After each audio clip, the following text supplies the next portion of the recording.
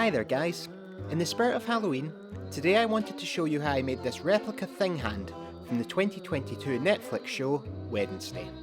I downloaded this free file from Printables, so a big thank you to the user JS Studio for the original version and the user Maker's Arc for the remix of this file to make it resemble Thing from the Wednesday show. I'll post your files in the description box below. I printed Thing on my old Elegoo Neptune 2 FDM printer with no infill and no supports. Unfortunately, I didn't make the walls of the print thick enough, so there were some gaps in the material, but nothing I couldn't salvage. To save me reprinting the entire model, I drilled a hole in the top and filled it with cheap expanding foam. Once the expanding foam had dried, I was left with this horrible looking mutant hand. But when I had snapped and sanded all the excess pieces away, it looked not too bad. To get rid of the layer lines, I covered the entire model with wood filler and sanded it back. This took a really long time due to all the wrinkles of the knuckles and scar lines. I gave the model a thick coat of yellow primer that's designed to fill gaps in plastic, then sanded this down a bit before giving Thing a final coat of grey primer and moving on to the acrylic paints.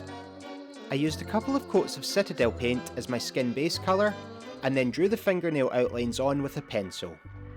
I painted the fingernails and the scar lines with a tan colour, then blended the tan with a pink paint and added my second layer of skin tone.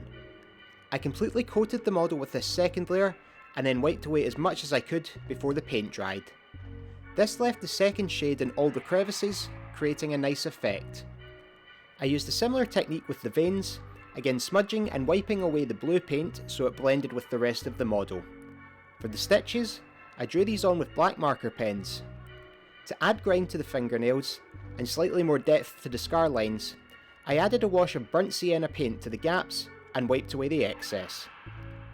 Considering I still need to buy and learn how to use an airbrush, I'm really happy with how the paintwork turned out on this model, and it certainly looks creepy sitting on my shelf. If you enjoyed this video and want to see more projects like this in the future, then be sure to click the like button and subscribe to my channel. Be sure to check out my previous videos.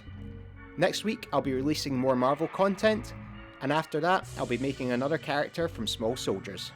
So thank you for watching, and happy Halloween.